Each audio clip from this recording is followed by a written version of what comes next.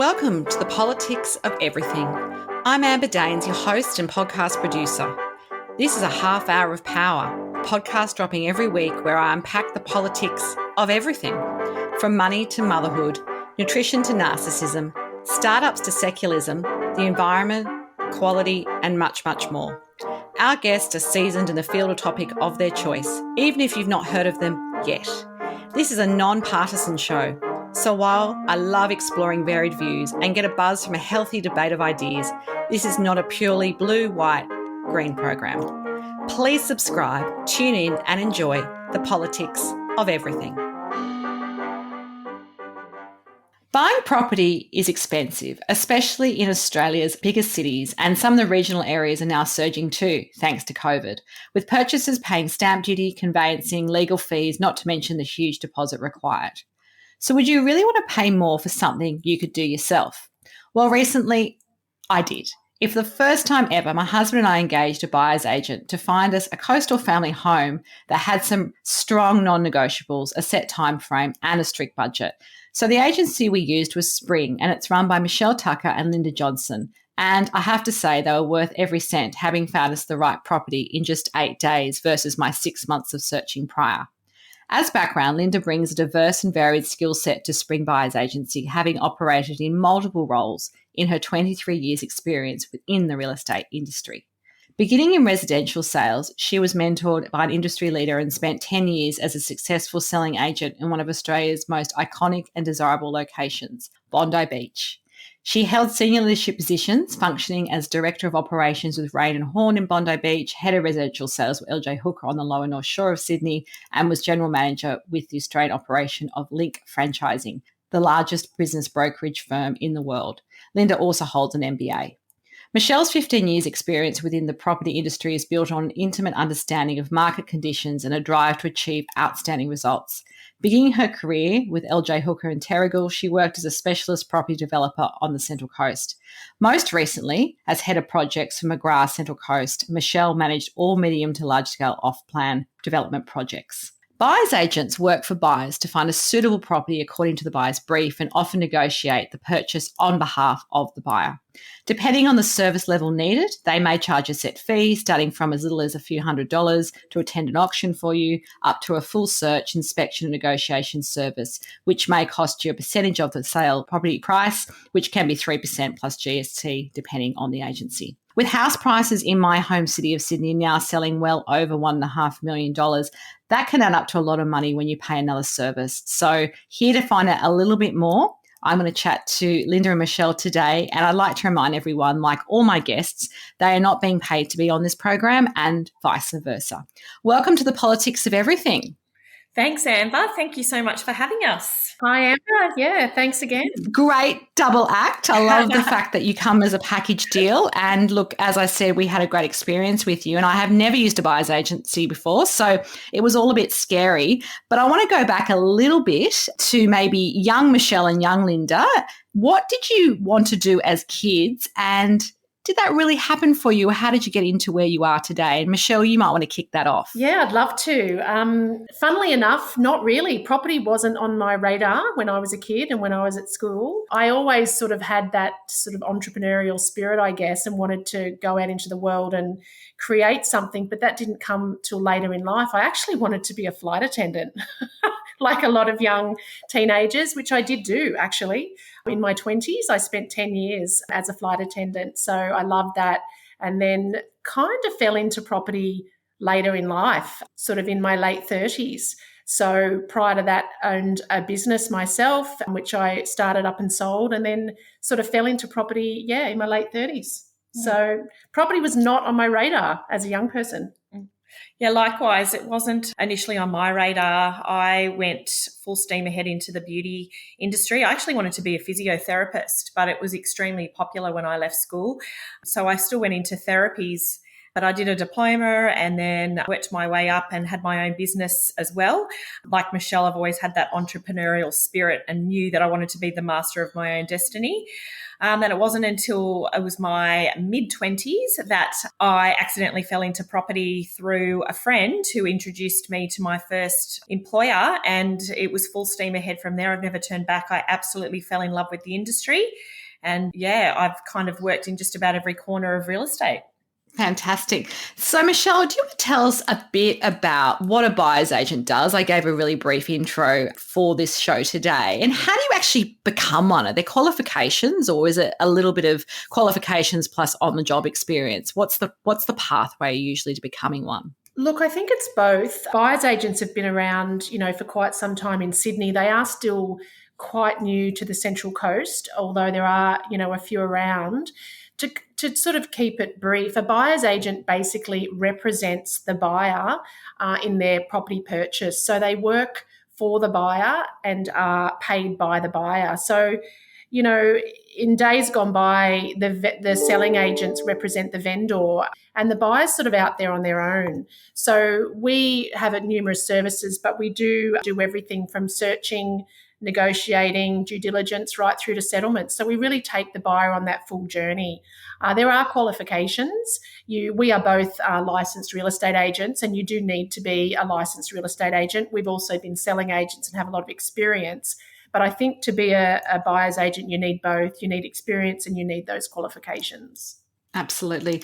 Linda, I know from some of my friends overseas, like, for example, in the US, engaging a buyer's agent is very much de rigueur for when you do business over there. Like, it's not just for people who are perhaps well off or looking for something really particular, and it's kind of an established business. And as we've touched on, Sydney's a little bit further ahead maybe than some of the regional areas like the Central Coast, but it's still a bit of a novelty. And I know people who said to me, I can't believe you actually have to engage one to find the right property if you've bought property before, like I have in my family. Mm-hmm. How has this sector grown, and what kinds of buyers are you seeing approach you? I mean, it's obviously not something just for the super wealthy anymore. No, it's absolutely not. And that's always been a really important part of our business model, to promote that we represent all buyers, no matter your budget, your level of experience.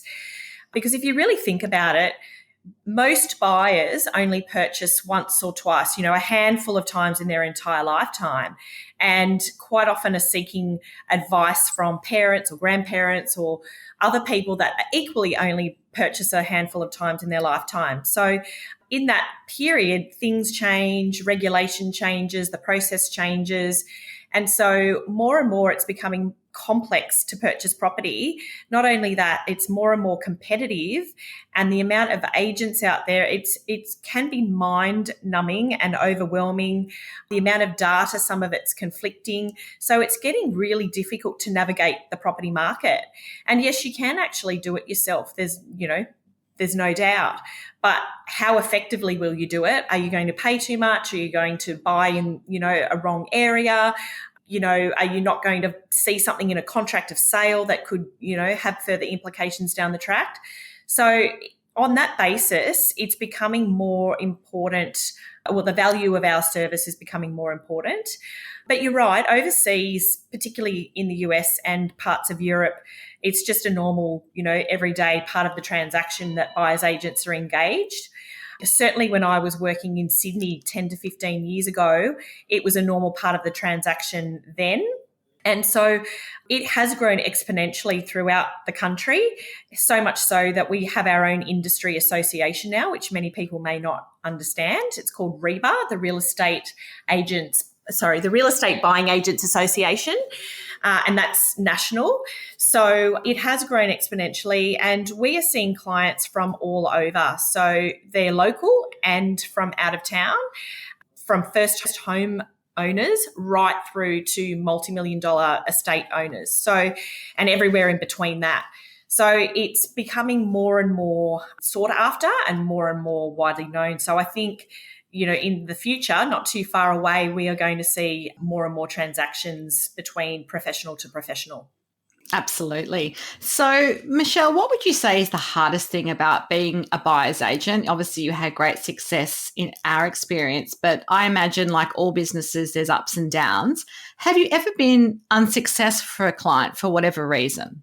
Look, we had a quick chat about this before we met with you, actually. Look, we haven't actually been unsuccessful in finding a property for someone as yet. I'm sure one day it might happen. There are clients out there with quite specific requirements. I'm sure one day it will happen. But, to date, no, it hasn't.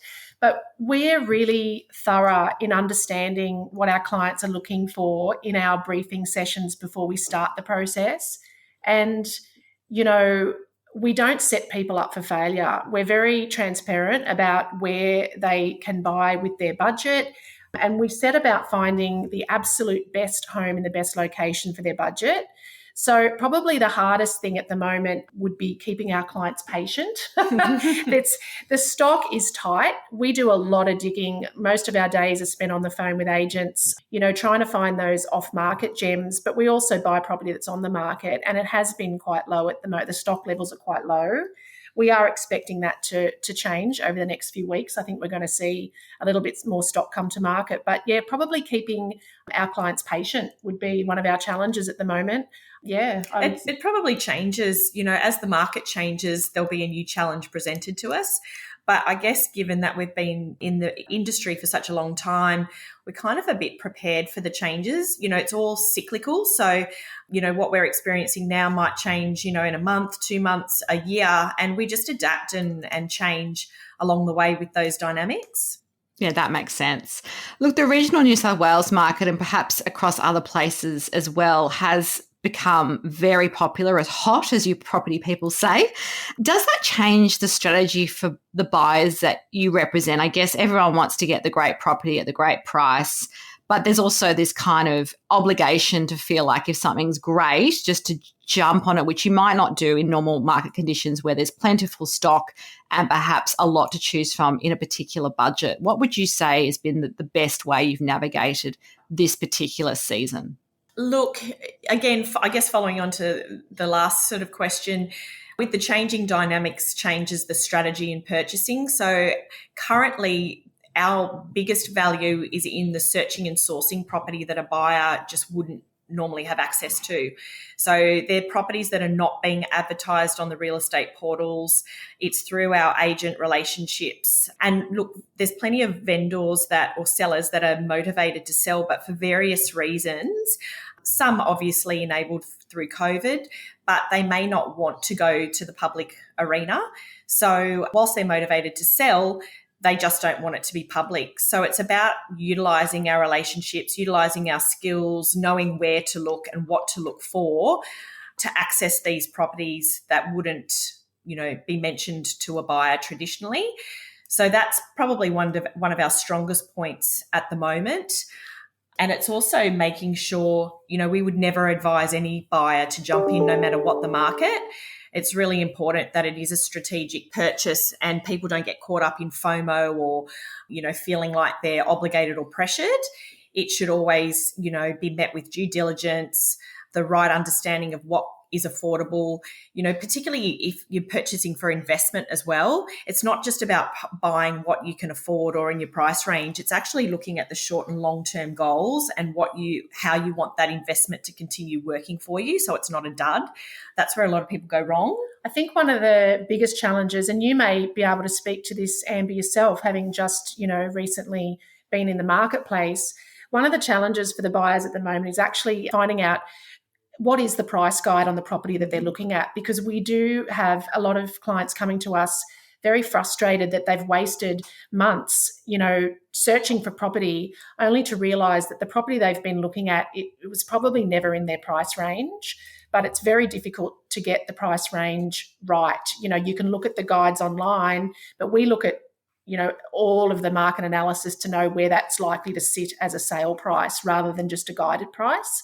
Absolutely. I think that's one of the challenges for people. They just, the guide, and I think there are some rules and restrictions about how selling agents, for example, can sort of advertise that, because it is market driven though, things are going for well over reserves or well over the price guide. But I suppose there's that ambivalence, I guess, amongst buyers to go, well, I'm just going to be lied to, so might as well have a go. But like you say, you can actually waste a lot of time Yes. on properties that were never going to be in your budget. And I think that's one of the great challenges. And, the agents, the selling agents are having a hard time at the moment too, because, you're seeing sales happen on the Central Coast, and often every sale in the street is a new record.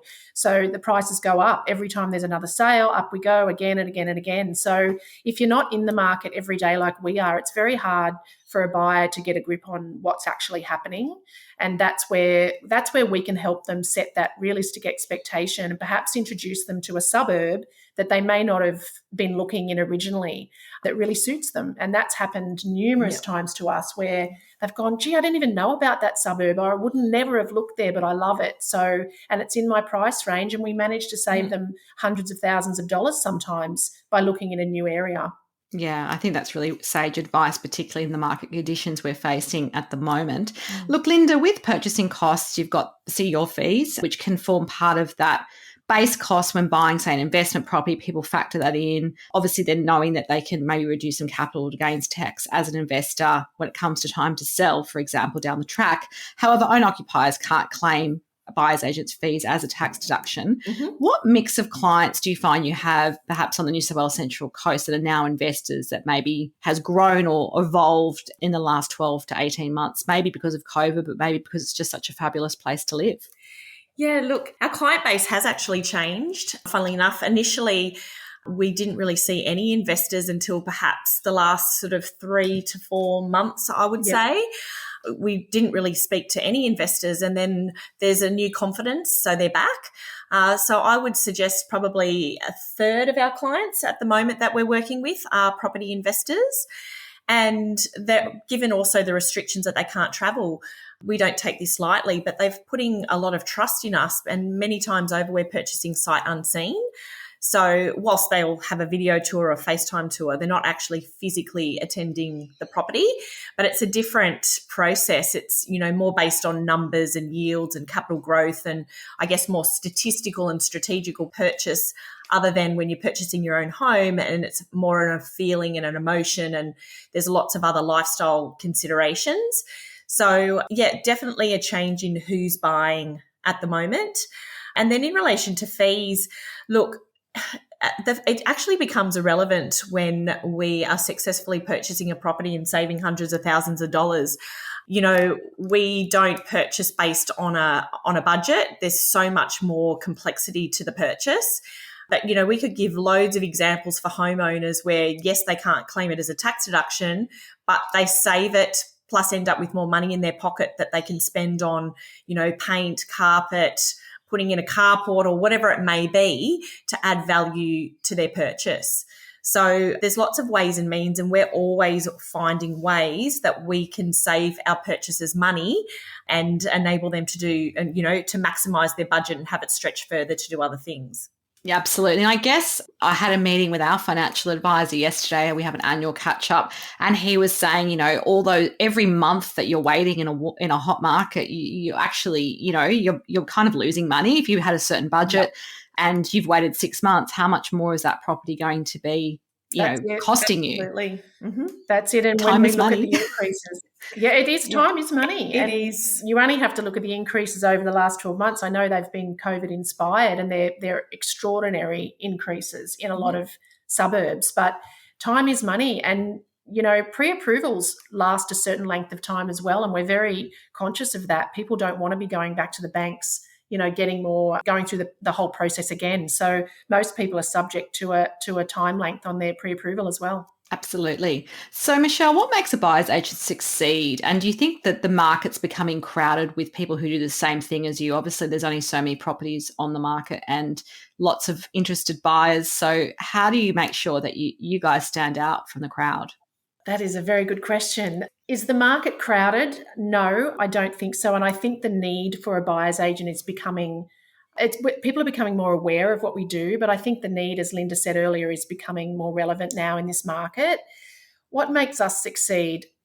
There is a standout. We have so much experience, and I think, we're definitely the most experienced in our region, but we have 35 years between us of so many sectors of the real estate market, which comes into play every day with what we do.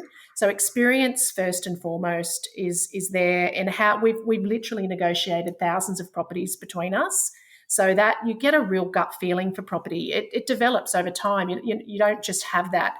You see through and walk through so many properties. We have a gut feeling. We get the feels, we call it. We walk into a house and we did it with you. You know how quickly that all happened. Of course. But we walked into that house and we just knew. So it was like, quick, you've got to come look at it. And it all happened very quickly. But we knew it was right for you guys. It felt like you. And we get that feeling for our clients.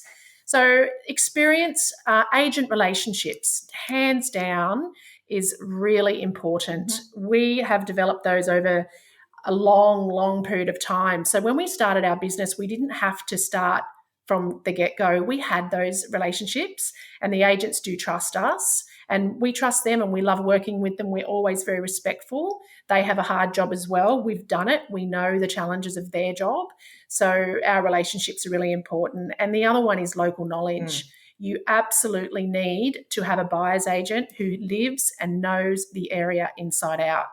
I'm always a little bit surprised when the Sydney buyer's agents come up here and operate, because they really don't know the area. So they're relying on the selling agents.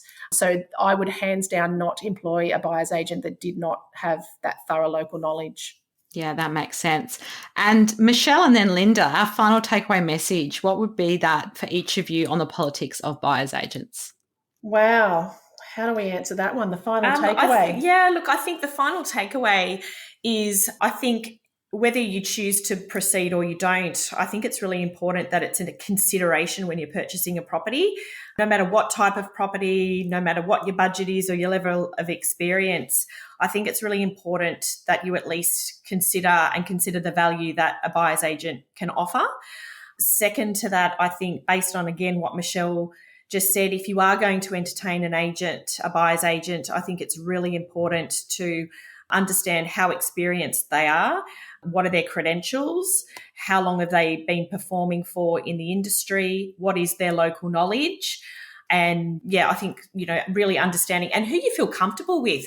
It's equally as important to have a great relationship with the person who's representing you. There's a lot of trust involved, and we are looking after one of the biggest investments a client will ever make in their life. So it's really important that you actually get along and you trust that person who's representing you.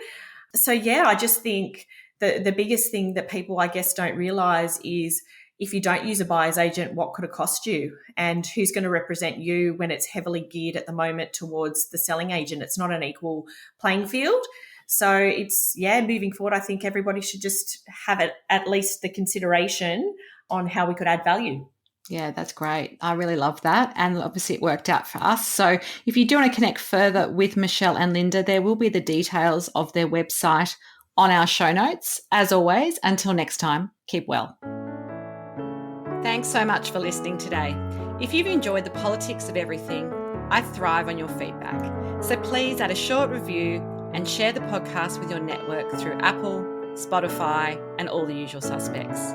I'm always on the hunt for new and diverse guests, so if you or someone you know has a fresh idea you're busting to get out there, please email me at amber@amberdanes.com and my crew will get back to you very soon.